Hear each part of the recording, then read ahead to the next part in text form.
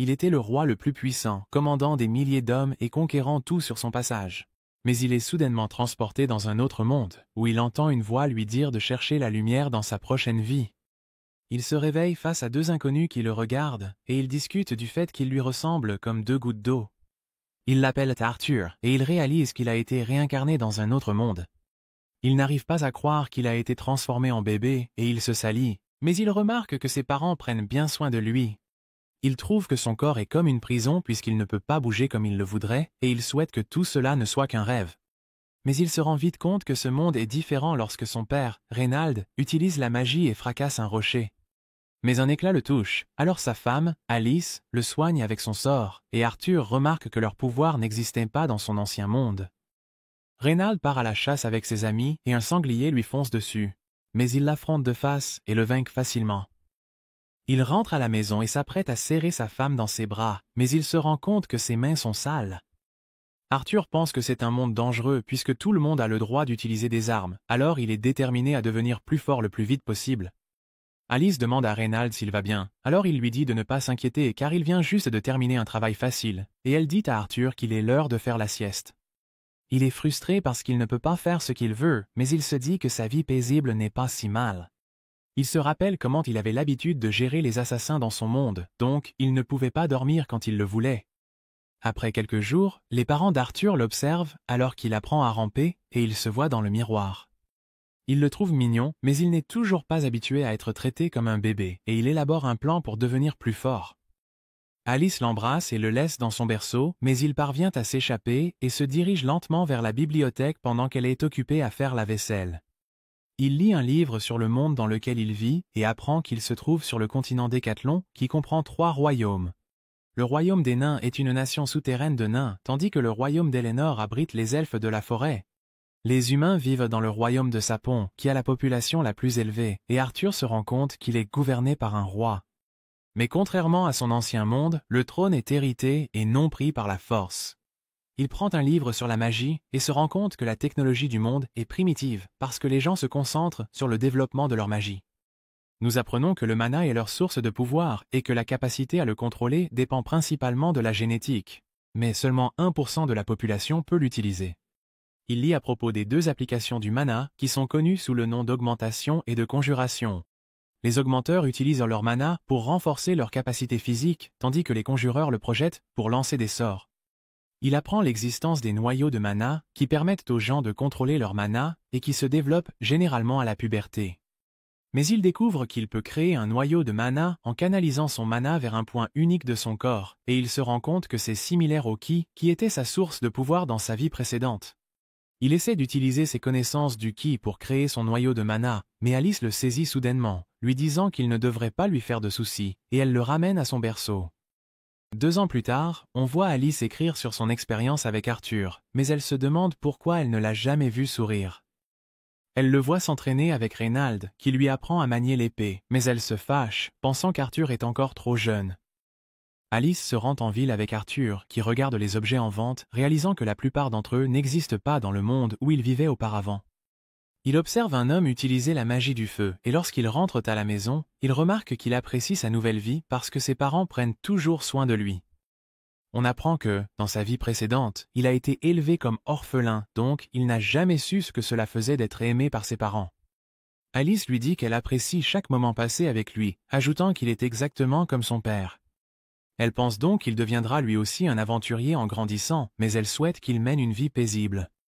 Il observe Reynald utiliser sa mana pour lancer des pierres en l'air, et il pense avoir réussi à impressionner Arthur, mais il remarque qu'il irait plus vite en les ramassant simplement. Alice lui dit qu'il est l'heure de faire la sieste, mais il préfère lire, et il utilise son côté mignon pour la convaincre de le laisser faire. Elle le laisse dans la bibliothèque, et il se met à travailler sur la création de son noyau de mana. Il concentre toute sa mana en un seul point de son corps, mais soudain, une explosion se produit, et Reynald protège Alice de son corps. Il lui demande si elle va bien, mais elle lui rappelle qu'Arthur est à l'intérieur, alors il se précipite pour le retrouver. Mais il se rend compte qu'il a éveillé ses pouvoirs, et ils n'en reviennent pas car il n'a que 2 ans. Il pense avoir franchi la première étape pour devenir plus fort, mais soudain, le toit s'effondre, et il est sur le point d'être écrasé. Il se rend compte qu'il a été imprudent et pense qu'il est trop tôt pour mourir, mais ses parents le sauvent. Reynald repousse les débris et ils se mettent à pleurer car ils ont cru l'avoir perdu. Mais il ne comprend pas pourquoi ils sont aussi émus, puisqu'il ne savait pas ce que c'était d'avoir des parents, et il se met aussi à pleurer, mais il a du mal à comprendre ses émotions. Dans un flashback, un homme est accusé d'avoir tenté de tuer Arthur, et le conseil lui ordonne de retourner dans sa patrie où il sera jugé pour ses crimes. Mais il admet qu'il est coupable et supplie Arthur d'épargner sa famille, car ils connaîtront un sort pire que la mort s'il rentre. Le conseil refuse de l'écouter, mais Arthur tue sa femme et sa fille, et tout le monde est choqué par ses actes.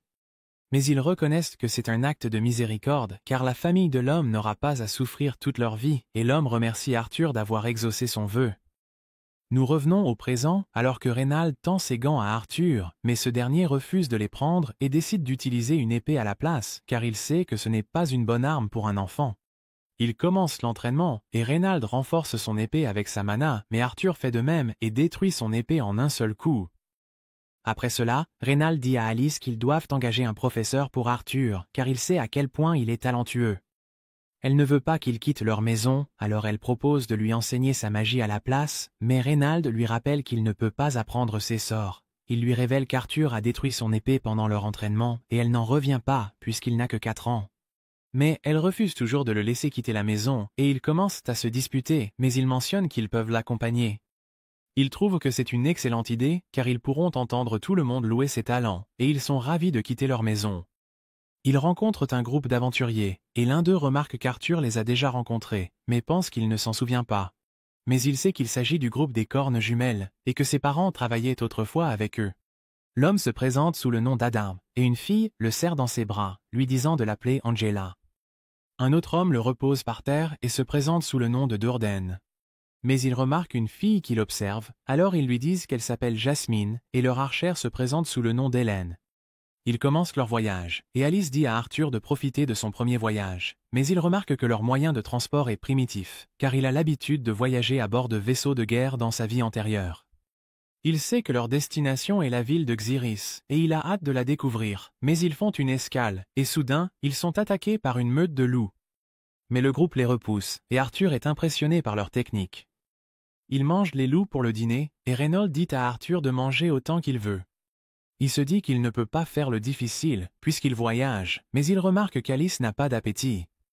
Elle lui dit qu'elle est rassasiée, mais il se rend compte qu'elle n'a pris qu'une bouchée. Elle remarque que Reynald est blessé, alors elle décide de le soigner, et les autres montent en la garde, car ils ne veulent pas que quelqu'un découvre ses pouvoirs. On apprend qu'elle est un type spécial de mage appelé émetteur, mais elle doit garder cela secret, car des gens pourraient en profiter d'elle s'ils l'apprenaient. Adam demande à Reynald s'il peut emprunter Arthur, car il veut jouer avec lui.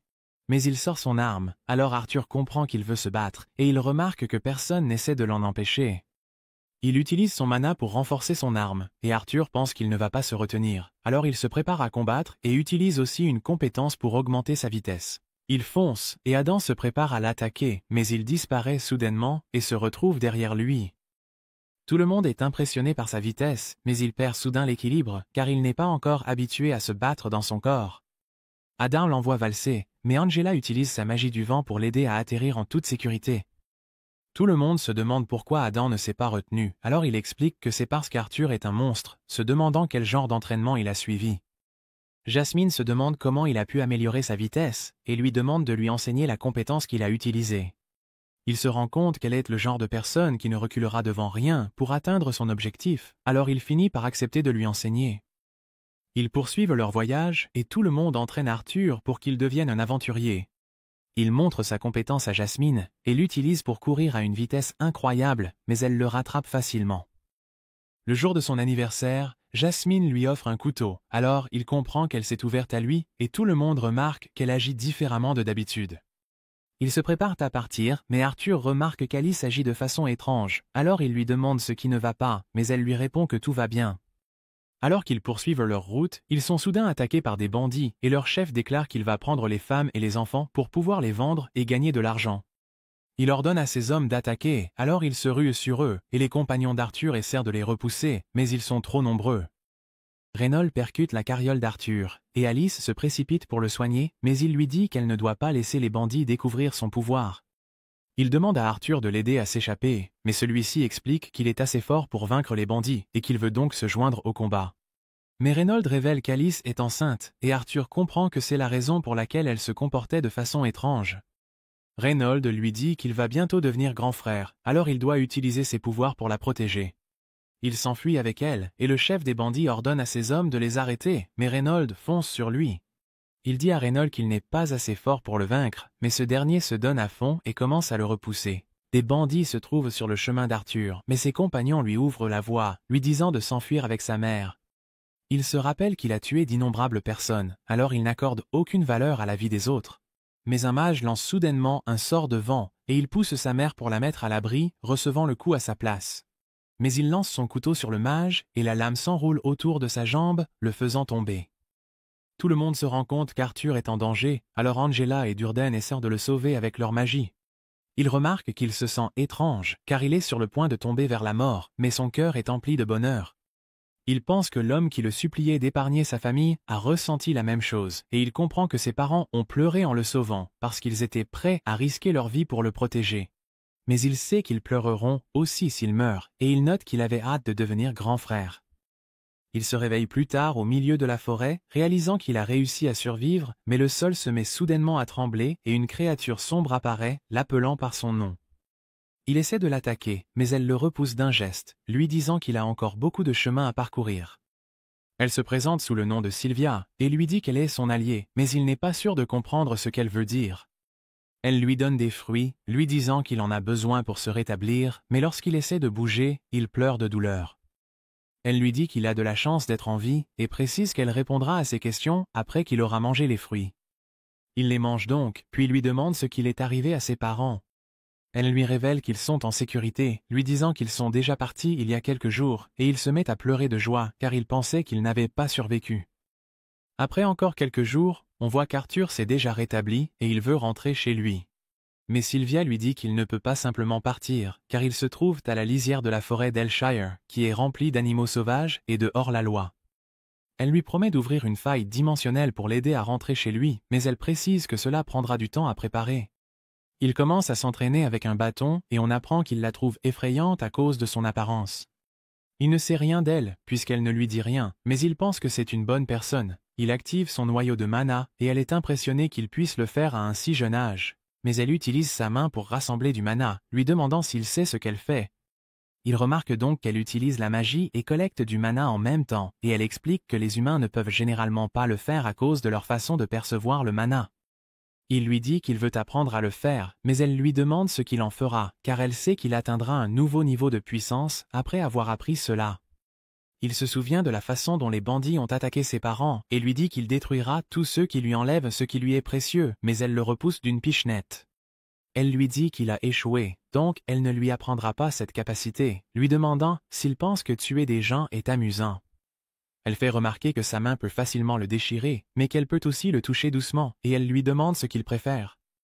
Alors il lui dit qu'il préfère la douceur, et elle remarque qu'elle n'aime pas la violence, car cela pousse les gens à se détester, lui disant qu'elle veut qu'il mène une vie paisible. Il se demande pourquoi elle dirait cela, pensant qu'elle doit tout savoir sur lui, mais il sait que c'est impossible. Elle lui demande ce qu'il fera une fois qu'il sera plus fort, et il se rappelle les moments passés avec les Twin Horns, lui disant qu'il utilisera ses pouvoirs pour protéger tout le monde. Elle remarque que sa réponse est parfaite, mais on voit une créature qui la cherche, puis elle s'envole, laissant derrière elle un dragon mort. Dans un flashback, Arthur rencontre un homme nommé Milon, qui l'accueille dans son bureau. On apprend qu'Arthur n'est roi que de nom, et que c'est le Parlement qui détient tout le pouvoir dans le pays, lequel traverse une crise. Son rôle est d'agir en tant qu'agent de guerre, et Milon le félicite d'avoir remporté d'innombrables batailles pour le pays. Il se demande ce qu'Arthur fait là, mais il prend soudainement congé. Nous revenons au présent, alors que Sylvia enseigne à Arthur comment utiliser la magie tout en collectant du mana, et il se souvient comment il utilisait le ki pour vaincre ses adversaires dans sa vie antérieure. Il parvient à utiliser la compétence et se rend compte qu'il peut bouger pendant qu'elle est active, alors elle le félicite, mais elle sent que quelque chose approche. Alors elle lui demande de se cacher sous les décombres et lui dit de ne pas faire de bruit, tandis qu'il aperçoit la créature qui la recherchait. Elle se demande comment il l'a retrouvée, alors il révèle que c'est l'odeur du sang qui l'a menée jusqu'ici et lui ordonne de le suivre. Mais elle refuse, alors il la frappe avec une boule d'énergie et elle a du mal à s'en défendre. Il la menace de la tuer si elle continue de résister, mais elle libère ses pouvoirs, faisant éclater son armure, et révèle ainsi sa véritable forme. Arthur réalise qu'elle est un dragon, et elle attaque la créature avec son souffle d'énergie. Il se défend avec une barrière et lui dit qu'elle ne survivra pas si elle utilise ce pouvoir, mais elle s'en moque, lui affirmant qu'elle a déjà bien vécu. La créature riposte avec d'innombrables salves d'énergie, détruisant tout autour d'eux. Elle se rend compte qu'Arthur est sain et sauf, mais la créature prépare une nouvelle attaque, et elle comprend qu'elle est en danger, alors elle utilise ses pouvoirs pour arrêter le temps. Arthur sort des décombres, et elle ouvre un portail pour qu'il puisse s'échapper.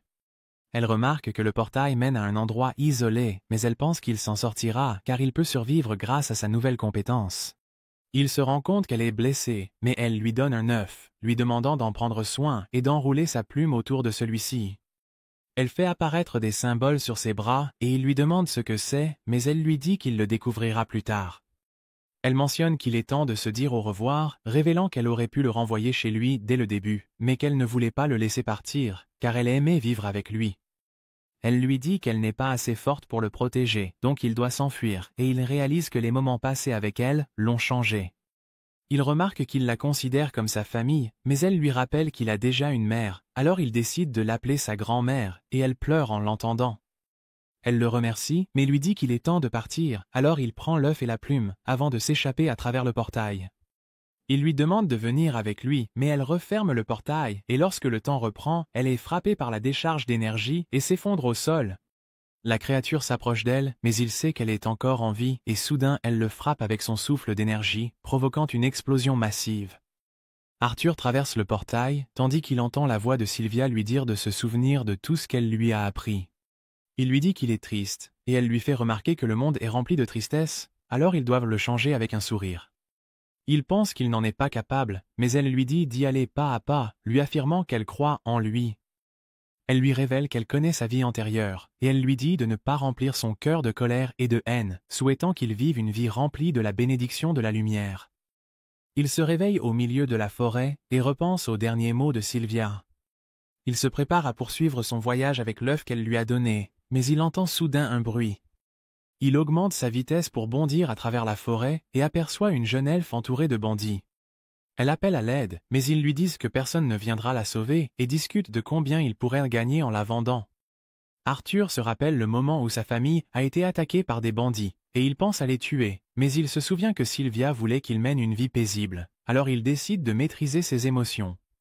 Les bandits emmènent la jeune fille et traversent la forêt, tandis qu'Arthur continue de les suivre. Plus tard, les bandits font une pause, alors Arthur se prépare à agir. Il se demande pourquoi les molosses de la forêt qui tirent la carriole sont si obéissants, et il réalise que leurs colliers sont magiques. Il lance des pierres sur l'un d'eux, ce qui les rend agités, alors l'un des bandits essaie de les calmer. Mais Arthur surgit soudainement derrière lui, le tuant d'un seul coup, puis il prend son couteau. Son compagnon aperçoit son corps, mais Arthur s'approche discrètement de lui et l'élimine aussi. Un autre bandit apparaît, alors Arthur l'attaque, mais leur chef entend ses cris et se demande ce qui s'est passé. Le bandit le prévient qu'un mage les attaque, mais il se rend compte qu'Arthur n'est qu'un gamin, pensant qu'il pourra le vendre s'il le capture vivant. Il renforce son corps et se jette sur Arthur, mais ce dernier parvient à l'esquiver. Arthur lance son couteau sur l'homme, mais celui-ci l'attrape simplement et le repousse d'un coup de pied. L'homme le félicite pour sa résistance, mais il dit à Arthur d'abandonner, car il n'a aucune chance. Mais il brûle la jambe de l'homme. Alors il se met en colère et dit à Arthur qu'il va le tuer. Mais Arthur lance à nouveau son couteau qui atteint la tête de l'homme et le tue sur le coup. Le dernier bandit commence à supplier pour sa vie, mais Arthur l'achève et libère la jeune fille. Il voit une silhouette qui se couvre le visage, ce qui le rend confus. Mais il lui dit qu'elle peut rentrer chez elle maintenant. Elle lui demande d'où viennent les bleus sur son bras, et il pense que ce n'est pas quelque chose qu'un enfant devrait voir, réalisant que c'est la première fois qu'il rencontre quelqu'un de son âge.